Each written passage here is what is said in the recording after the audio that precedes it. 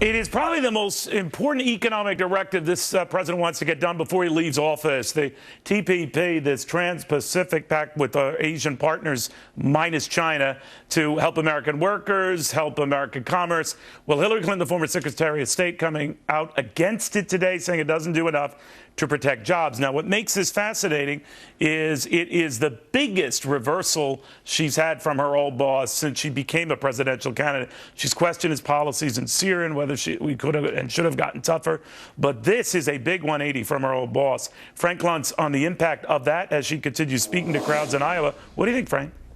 It is significant. She's made the decision. She's looking at the Democratic polling numbers, and she realizes that she has been slumping now for 5 months and that she's got to attract those hardcore voters. And if she's not getting union support because they're sitting it out waiting for Joe Biden, then this is the surest way for her to get endorsements. And Neil, she's trying to do this right now because she's not convinced that Biden will stay out.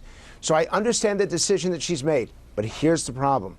For swing voters, for voters in the middle, if you're trying to win the general election, this is not a smart move to make.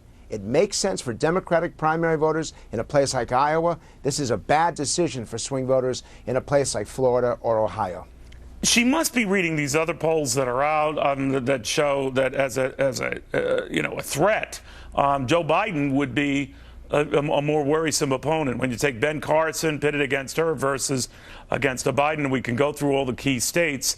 You could make the argument Biden is the more competitive challenger, and in fact, in a lot of cases, Hillary Clinton is losing in these mock-ups. Now, early as you tell me, but that has got to be a worrisome development. She's very afraid of it, and understand. And by the way, I want to say it here. I'm going to go on record because I don't know what's going to happen in terms of his announcement. But if you want to see this race change, if Joe Biden comes out on stage, say a week from now, and he says, before I deliver my announcement, there's someone I want you to meet, my partner, not just for the next few weeks, but for the next 4 years, and he brings out Elizabeth Warren, that will not only shake up the Democratic race, that'll shake up the race for president on both parties. A Biden-Warren ticket would be crushing for Hillary Clinton. Would we actually see something like that this early? No one's ever done it before, and that's the whole point. You've got to do something different. We talked about, before we got on the air, we talked about how this is an election that we've never seen before, that things that we would have predicted just have not happened. If I am Joe Biden's advisor, I'm telling him that, number one, the announcement has to be different, the candidacy has to be different, the campaign has to be different. He would be the oldest president ever elected in American history. The only way that he changes that is to bring on a VP and say, from now on, we're going to run as a ticket. It's a very liberal ticket.